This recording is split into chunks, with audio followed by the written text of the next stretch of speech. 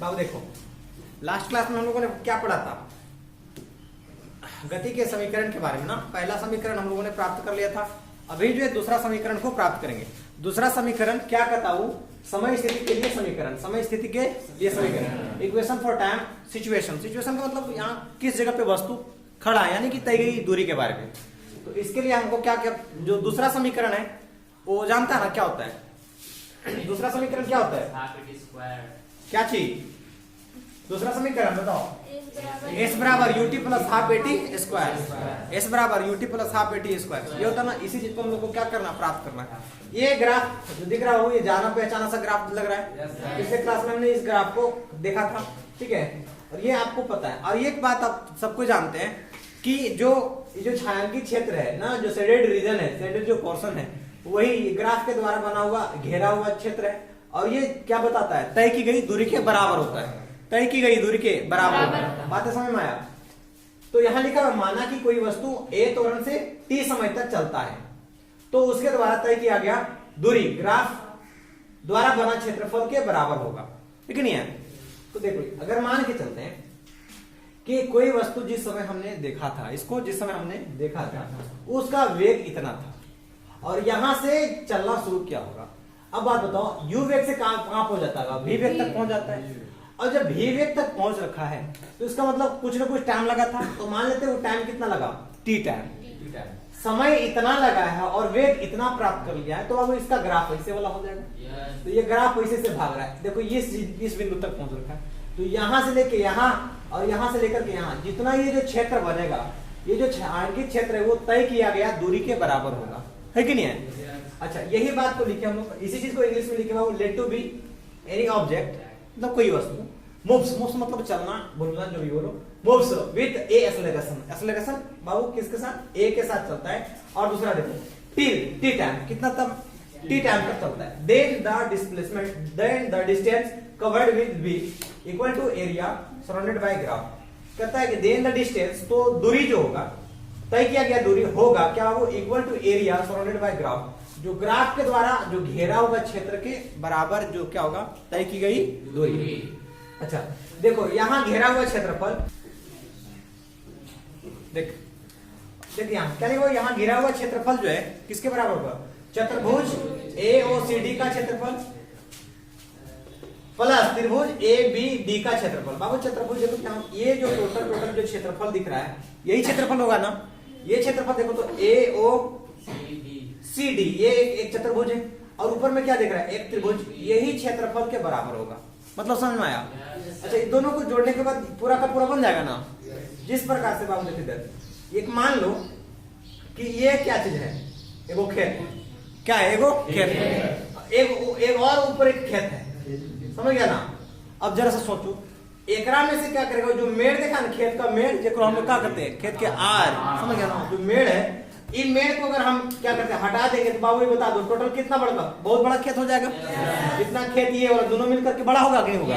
अब जरा सा सोचो कि अगर इस खेत में अगर लगता है मान लो 4 kg धान, कितना लगता है, 4 kg, और इसमें बहुत 3 kg लगता है, कितना लगता है, 3 kg। अब बताओ, जब ये मेड़ दोनों मिला देंगे तो कितना kg धान लगेगा। बिल्कुल उसी प्रकार से दोनों की एरिया क्या हो जाएगा, सेम हो जाएगा। मतलब दोनों जोड़ने के बाद पूरा का पूरा एरिया होगा कि होगा। अच्छा, जो कि तय की गई दूरी के बराबर होगा, तय की गई दूरी के बराबर होगा। इसी चीज को इंग्लिश में लिखा गया हो, here surrounded area equal to area of, बाबू ये ना क्वाड्रिलेटरल का साइन होता है, किसका, quadrilateral, quadrilateral AOCD plus area triangle, इसको ना क्या होता है, triangle ABD equal to distance covered, तय की गई दूरी के बराबर होता है। देखो बाबू, यही चीज हम लोग ना इस दूरी को इधर लिख दिए, तो दूरी बराबर क्या होगा, एरिया ऑफ, यही वाला सेम बात को इधर लिखे हैं, area of quadrilateral AOCD plus area triangle ABD, इसका क्षेत्रफल और इसका क्षेत्रफल दोनों को जोड़ने के बराबर होगा।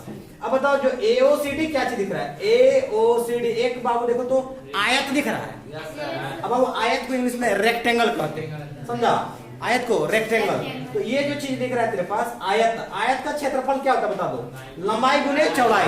आयत का क्षेत्रफल लंबाई गुने चौड़ाई। लंबाई को अंग्रेजी में कहा जाता है वो लेंथ, और चौड़ाई को कहते हैं ब्रेथ। तो इसीलिए लंबाई को L से और ब्रेथ मतलब B से, इसलिए L गुने B। आयत का क्षेत्रफल क्या होगा, L गुने B, यानी लंबाई गुने चौड़ाई। और त्रिभुज का क्षेत्रफल जो होता है 1/2 आधार गुणे ऊंचाई, आधार गुणे ऊंचाई। आधार को इंग्लिश में बेस कहते हैं और ऊंचाई को हाइट कहते हैं, इसलिए बेस और हाइट लिखा हुआ, समझ में आया। तो अब बताओ एल जो तुम्हें दिखाई पड़ रहा है, लंबाई देखो यहां से लेकर के यहां तक होगा या यहां से लेकर के यहां तक, यही आयत की लंबाई होगा। इस आयत की लंबाई को क्या बोले, ओसी। अब बताओ चौड़ाई कितना है, देखो तो ओए लिख देंगे। अब प्लस है तो प्लस, समझ में आया। देखो 1/2, अब यहां से देखो तो आधार कितना होगा, देखो तो इसका, देखो ये त्रिभुज का आधार कितना मानेगा, देखो एडी, क्या मानेगा एडी, और ये वाला क्या हो जाएगा, ऊंचाई होगा इसका। तो हाइट यहां से लेकर यहां तक हो जाएगा इसका, तो यहां से यहां तक की दूरी कितना है, बीडी, हो जाएगा नहीं हो जाएगा। अच्छा तो देखो यहां से बाबू एओ को क्या बोल सकता है, एओ को तुम टी बोल सकता है, टी टाइम, और यहां से सॉरी ये ना ओ को नहीं है, ओसी को तुम क्या बोल सकता है, देखो तो टी, और यहां से लेकर यहां तक को क्या बोलेगा, यू। तो ओसी को टी और ओ यू को क्या बोलेगा, बात समझा। अब आपको बता दो प्लस तो प्लस, हाफ तो हाफ। एडी को क्या बोल सकता है, देखो तो एडी जो होगा वो ओसी के बराबर है। एडी जो है क्या हो, एडी क्या है, ओसी के बराबर है। तो जो जितना है टी, जो ओसी का भी वही रखेंगे, तो बता दो ये कितना होगा, टी। अब बीडी के बारे में तुम लोग पिछले क्लास में क्या देखा था, इसको जो बीडी तुम्हें दिख रहा था यहां से यहां तक जो बीडी दिख रहा है, ये बाबू बताओ एटी के बराबर है ना। पिछले क्लास में हमने इसको प्रूफ किया था, बोला था बाबू इसको नोट करो, याद रखना, समझा। तो ये क्या कहलाएगा, इसको बीडी की जगह में हम क्या लिख सकते हैं, बताओ 80 लिख सकते हैं, मतलब समझा। अच्छी बात, कोई दिक्कत तो नहीं है। इधर देखो बाबू ये क्या लिखा हुआ बताओ, एस बराबर T into you plus half T into eighty, जो लास्ट में देखे थे वही वाला बात है ना। देखिए देखो अब बता दो कि तेरे पास एस तो एस है, यू गुने टी करेगा क्या होगा, यूटी हो जाएगा, हाफ है तो हाफ है। अब बताओ टी गुने टी करेगा क्या होगा, टी का स्क्वायर, और ए तो ए हो जाएगा। तो ए स्क्वायर तो क्या होगा, यूटी प्लस हाफ एटी का स्क्वायर। यही चीज बाबू समीकरण 2 अपने पास क्या करना था, प्रूफ करना था, समझ में आया। ये हो जाएगा समीकरण 2। इसी प्रकार से समीकरण 3 को भी देखेंगे, समीकरण 3 को। अब अभी जो एरिया देखो, समीकरण 3 क्या कहता है, वेग स्थिति संबंध के लिए समीकरण याद करना है कि नहीं है, वेग और स्थिति मतलब। देखो तो ये जो एरिया जो दिख रहा था ना, ये एरिया अभी कैसे निकाला था, ये इस चतुर्भुज का क्षेत्रफल प्लस में इस त्रिभुज का क्षेत्रफल निकाला था।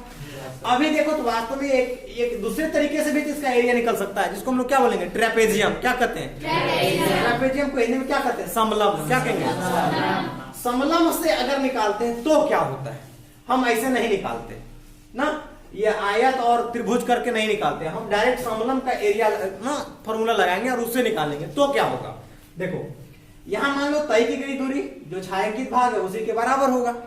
तो ये लिखे बाबू, यहाँ तय की गई दूरी छायांकित भाग के बराबर होगा। Distance covered equal to decided region, region का बाबू स्पेलिंग एक बार देख लेना, ठीक है। और या ऐसी चीज को हम लोग देखते हैं, यहां से तय की गई दूरी को क्या कहते हैं, एस। तय की गई दूरी को क्या चीज इंडिकेट करते हैं, एस। समलंब का क्षेत्रफल, समलंब ए ओ बी सी का क्षेत्रफल किधर बाबू, ए ओ बाबू देखो तो यहां से बीसी, यहां से लेकर के यहां तक ऐसे ऐसे एकदम पूरा इसी का क्षेत्रफल करना है कि करना है, कोई दिक्कत तो नहीं है। अच्छा देखो बाबू यहां से एस इक्वल टू इसी को लिखे एरिया, ए आर मतलब एरिया, ए आर का मतलब area, area of trapezium O A B C. बाबू समझा। अब बताओ इसको फॉर्मूला क्या होता है, समलंब का फॉर्मूला क्या होता है, देखो समलंब कहते हैं किसको, देख लेना। समलंब होता क्या चीज है कि बाबू जिस चतुर्भुज का बाबू दो साइड ना, ये देख रहा ना, एक पेयर जो है पैरेलल हो, बराबर से कोई लेना देना इसका नहीं है, क्या होनी चाहिए, पैरेलल होनी चाहिए। क्या पैरेलल हो, बराबर से कोई मतलब नहीं है, बस एक वो पैरेलल होनी चाहिए। तो इन दोनों पैरेलल भुजाओं का जो है साइड का बाबू सम यानी योग, और इनके बीच में जो हाइट हो रहा है ना, इसी हाइट का मल्टीप्लाई कर देंगे और बटे में 2 कर देंगे, समझ में आया। तो यही चीज है समांतर भुजाओं का योग गुणे ऊंचाई बटा 2, बात समझा। इसी चीज को इंग्लिश में लिखे सम ऑफ पैरेलल साइड्स। और ये साइन ना ऐसे ऐसे 2 को दिया देख रखा नहीं, ऐसे इसका मतलब पैरेलल का साइन होता है ना, इनटू साइड्स, ठीक है। अब हाइट को, अब ऊंचाई को क्या बोलेंगे, हाइट, और बटे में क्या करेंगे 2। एस इक्वल टू देखो सम ऑफ, ठीक है, देखिए दोनों भुजाओं को जोड़ देंगे। अब बस इसमें देखो सम ऑफ पैरेलल साइड, देखिए क्या है भाग गया बाबू, पैरेलल साइड कौन कौन है, देखो तो ये वाला पैरेलल होगा और ये वाला पैरेलल होगा। जिस प्रकार से यहाँ और ये वाला क्या चीज है, पैरेलल है, इसी चीज को ऐसे भी लिख सकता है, ऐसे और ऐसे, समझ में आया। तो ये दोनों क्या चीज है, पैरेलल। पैरेलल मतलब समांतर, बात समझ रहे ना, ये दोनों समांतर है और इनके बीच का जो दूरी है ना वही क्या कहलाएगा, इसका ऊंचाई कहलाएगा। तो यहाँ देखो तो ये वाला पैरेलल है और ये वाला पैरेलल है, तो इन दोनों भुजाओं को जोड़ेंगे और इनके बीच का जो दूरी है यही वाला, इसको क्या करेंगे, गुणा कर देंगे और बटे में 2 कर देंगे। तो देखो ओ ए या ए ओ बोलो प्लस BC, देख रहे ना, B से लेकर C तक, और बाबू यहाँ से गुणे हाइट कितना था बताओ, हाइट यहाँ से OC लिखेंगे OC और बटे में क्या करेंगे 2। बात समझा, ये बाबू BC है, BC के स्क्वायर मत समझना, ये ऊपर वाला भाग है, समझा। देखो इधर S बराबर S, अब बताओ AO को तुम क्या माना था, AO को माना है U, तो बाबू U लिखेंगे और BC यहाँ से लेकर के यहाँ तक की दूरी क्या है B, जो इसके बराबर है, तो लिखेंगे बाबू B। और OC कितना लिखो, तो OC कितना है T, तो लिखेंगे T और बटे में 2, तो 2। ये बाबू गुणा में है तो उधर क्या कर देंगे, भागा में। चल जा बाबू, उधर चल गया, देखो इधर चल जाएगा ना बाबू, यहाँ से क्या होगा देखो, बात समझ में आया। ये भागा में इधर क्या हो जाएगा, गुणा में, अब बात एक ही है। अब देखो इधर यहां से भेजेंगे इधर गुणा में, चला जाएगा ना। अब देख यहां से भेजिए इसको, तो 2 से भेजिए क्या पड़ी, S में तो 2S हो जाएगा। अब वो भी U प्लस V, अच्छा अब T बराबर क्या लिखे हैं, V माइनस U बटा A, T की जगह पे क्या लिखे हैं, V माइनस U बटा A। अच्छा ये काहे लिखे पता चल रहा है, इधर देखो दिखाई दे रहा है, ठीक है देखो। अब आओ देखो इधर क्या करता है, देखो आंसर A इक्वल टू क्या लिखेंगे बाबू, पढ़ा है तुमने ना, V माइनस U बटा बाबू, ये वाला को यहाँ और ये वाला को यहाँ भेज सकते हैं ना, ब्रज गुणन क्रॉस मल्टीप्लिकेशन से, ये वाला यहाँ चला है, ये वाला यहाँ, बताओ T बराबर क्या होगा, V माइनस U बटा A होगा बाबू। जहां पर T दिख रहा है यही वाला हम यहाँ लिखते हैं, बात समझा। तो T के जगह पे लिख सकते हैं V माइनस U बटा, ठीक है कोई दिक्कत नहीं है। अब ये गुणा में, ये भागा में, इधर क्या होगा गुणा में, 2AS हो जाएगा, नहीं हो जाएगा। अच्छा बराबर क्या होगा, देखो तो ये देखो तो बाबू देखो तो एक फार्मूला पड़ा होगा, A plus B into A minus B बराबर क्या होता है, A का स्क्वायर माइनस B का स्क्वायर। तो बताओ ये दोनों एक ही बात है क्या, इसको क्या लिखेंगे, B का स्क्वायर माइनस U का स्क्वायर, और यही समीकरण क्या बोल रहा था बाबू, 2AS equal to B square minus U square, समीकरण नंबर 3। कोई दिक्कत तो नहीं है, बिल्कुल इसी प्रकार से हम लोग बाबू अब आगे पढ़ेंगे एग्जाम्पल नंबर बाबू, हाँ एग्जाम्पल देखेंगे 8.5, ठीक है कोई दिक्कत तो नहीं। इधर इतनी बातें समझ में आया, नोट करो। देखो बाबू एग्जाम्पल नंबर 8.5, एग्जाम्पल कितना होगा 8.5। क्या कहता है कि एक रेलगाड़ी विरामावस्था से चलना प्रारंभ करती है। विरामावस्था का मतलब अभी गाड़ी चल नहीं रही थी, मतलब U इक्वल टू कितना होगा 0, और 5 मिनट में कितना, 5 मिनट में कितना चलता है वो 72 किलोमीटर प्रति घंटा का वेग प्राप्त कर लेता है। सोच लो, मान ले कि त्वरण एक समान है बाबू, एक्सेलरेशन क्या है यूनिफॉर्म में है कि नहीं, एक समान है। परिकलन कीजिए, परिकलन का मतलब क्या हुआ, ज्ञात कीजिए त्वरण, पहला बाबू त्वरण इसको ज्ञात करना है, दूसरा इस वेग को प्राप्त करने के लिए रेलगाड़ी द्वारा तय की गई दूरी को ज्ञात करना है। समझ में आया, चलो बाबू अब इसको ध्यान से हम लोग देखते हैं, इधर देखो, ठीक है देख लीजिए बाबू, देख क्या रखा है कि विरामावस्था से चलना शुरू किया था। विरामावस्था का मतलब क्या होता है, 0 में, वो क्या था 0, प्रारंभिक वेग जिसको बोलेंगे 0। एक बात बताओ V बराबर कितना बोल रहा है, 72 किलोमीटर प्रति घंटा। अच्छा इसको कन्वर्ट कर दिया कितना आया, 20 मीटर पर सेकंड। अच्छा आया कैसे होगा, इधर देखो ये 72 है ना, 72 किलोमीटर, किलोमीटर को मीटर में बदलेंगे कितना गुना करेंगे, 1000 से गुना करेंगे। अब वो ये देख रहे हैं ना, 1 घंटा है ना, 1 घंटा किलोमीटर प्रति घंटा है ना, घंटा को बदलेगा कितना होगा, 3600 से भागा देते हैं।